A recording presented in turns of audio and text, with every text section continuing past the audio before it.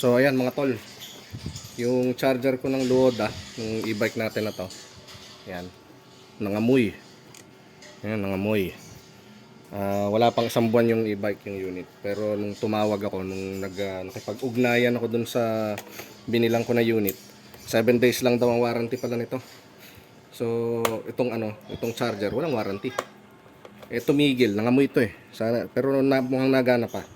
Tumigil lang yung fan kaya nag-overheat. Kaya gagawin ko, susubukan ko kung mare-repair ko. Grabe talaga yung mga kalaban ni NWOW, no. The best pa rin talaga sa NWOW pagdating sa service. The rest basura na. Lahat ng kumalaban sa NWOW. Oo, nilalahat ko.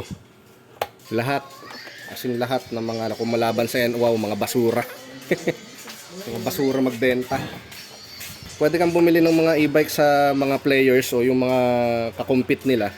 Siguruhin nyo lang na may skills kayo sa pagre-repair at pagkukuting-ting. Dahil kung wala kayong alam sa mga pagkakalikot na ganyan, wala kayong mahihita sa ibang sa ibang seller, ibang e-bike seller. Talagang mga maigi pa minsan, maganda pang bumili na second hand eh. Kaysa sa bumili sa mga brand new na unit nila. Ito fun lang naman, pero tignan natin kung may magagawa tayo. Buti sana wala nasunog. Napakasimple lang na circuit nito.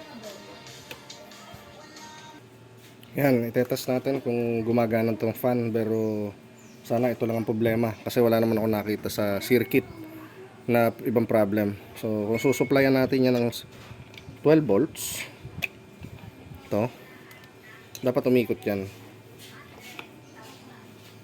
Try natin. Yan. Tapos supply. So, may 12 volts tayong converter dito, yung battery. Okay, try natin. Alin kaya ang positive dito? Ang positive ay hindi naka-indicate. Basta blue siguro, blue. Subukan natin sa blue. Pag ito umikot, it only mean one thing. Pag umikot yan, ang problema dito sa driver. Uy, hindi umikot ah. Hindi umikot ah. Kailangan namang itim. Ayaw. Mukhang ito nga problema. Ayan, tama naman, di ba? 12 volts. 0.13 amperes. So, papalitan natin to.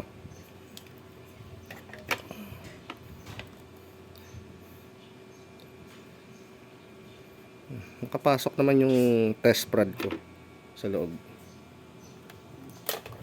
Tinesting kong loadan ng supply 12 volts, hindi siya gumana talaga, hindi gumagana tong pan. So tester naman ang gagamitin natin. Tingnan natin, troubleshoot natin kung talagang wala na kung pundi na to. Wala.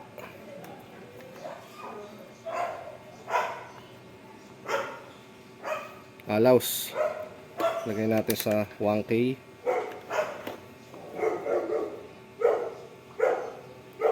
Meron naman. Kahit ako, nadedetect ako. So ayan, I therefore conclude na talagang wasak itong pan. Papalitan natin to. Ayan. Wala naman ako nakikita na sunog, pero may nangamoy dito eh. Pero hindi naman amoy sunog, amoy uminit. Amoy mainit lang siya kanina.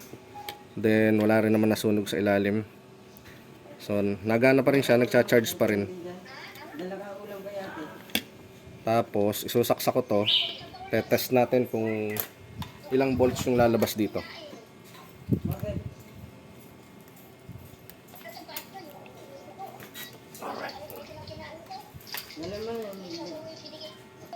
Hindi iikot yung pan at magkakasupply to pag hindi to nakasaksak sa unit. Dapat isaksak natin.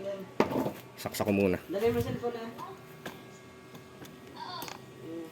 Okay, saksak natin. Mahangin.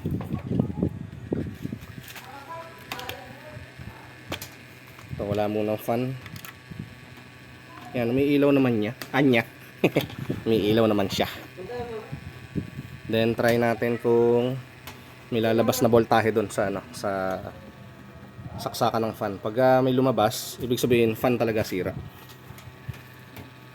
Saksak natin momentarily. Tinapatan ko ng fan para just in case.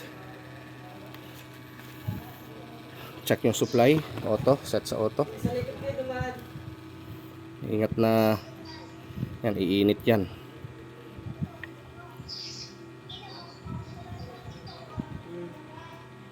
Okay, 15 volts, ang lakas ah. So yun ang positive. 15 volts. Ayan, papalitan natin ng pan. Okay pa siya. Buhay pa yung charger natin. Ito yung umiinit pala, yung diode. Ito siguro yung nangamoy. Kung sakali ito lang yung papalitan, pero since mukhang okay naman, fan na lang ang papalitan natin. Yan, umiinit. Okay. Since wala pa akong makitang ganito nung ka-size, marami naman makukuha sa scrap nito, pero ito muna ginawa ko para hindi siya uminit. Kailangan lang ma-charge. Naka-timer pa rin. Mas malakas to kaysa sa urig. Hindi siya makainit ngayon.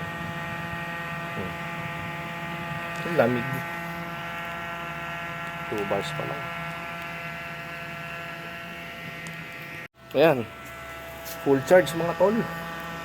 Hindi na umabot ng ano, ng ewan ko kung 8 hours. Tignan natin sa timer. Naka-on pa rin. Pero, stop na yung blink ng green. Means full charge. Tignan natin. Ilang oras na?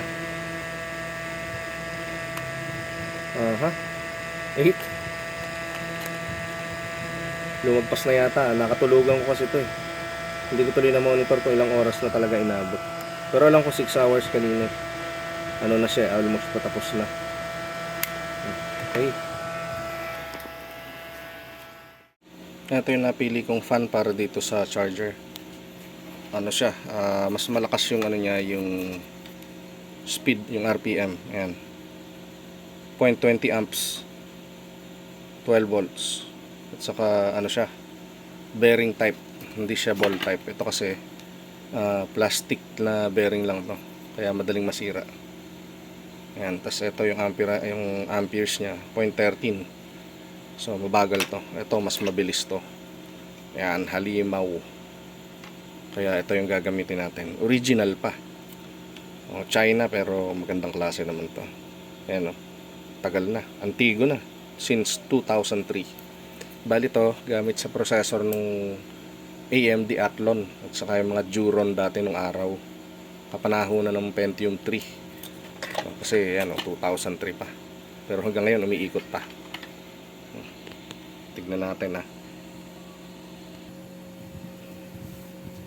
Try muna natin sa 12 volts. Yan ang lakas o. Pero tahimik din siya. Since sobrang lakas niya, yan, kailangan bawasan natin yung speed gamit itong 100 ohms resistor. Yan. Gamit tayo ito. Okay, naikabit ko na yung fan. Ano, swak na swak oh. Ang processor, mas heavy duty na yan yun. Tapos yung resistor na 100 ohms nandito para malesen yung ano, yung voltahe, kasi yung lumalabas dito sa voltahe nito, kaya nasira agad yung unang fan, 15 volts. Kaya hindi tumagal to. Yan. Nilagyan ko ng resistor, yung limiting resistor, para yung pumasok na voltahe dito, ma-regulate yung baga pag tumataas ang voltahe. Pagdating dito sa fan, mababa. Sabihin natin ng mga ano to eh, parang less 5 volts. Hindi tamang-tama, halos ano lang siya. Saktong 10 volts lang ang masusupply. Tapos mabilis pa rin yung ikot niya. As in, iba yung bilis nito. Napakabilis ng napakalakas ng RPM kasi nito. Ayan. Nagdagdag din ako ng butas. Ayan. Kinat ko yung iba para maporma siya pag nilagay natin, binalik. So, sige, takpan na natin. Okay. Testing time.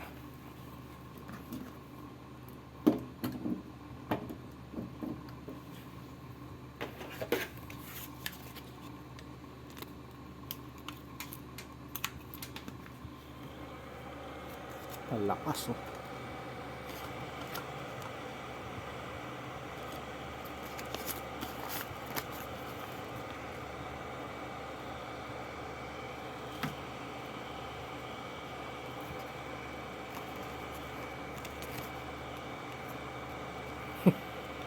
Ang lakas.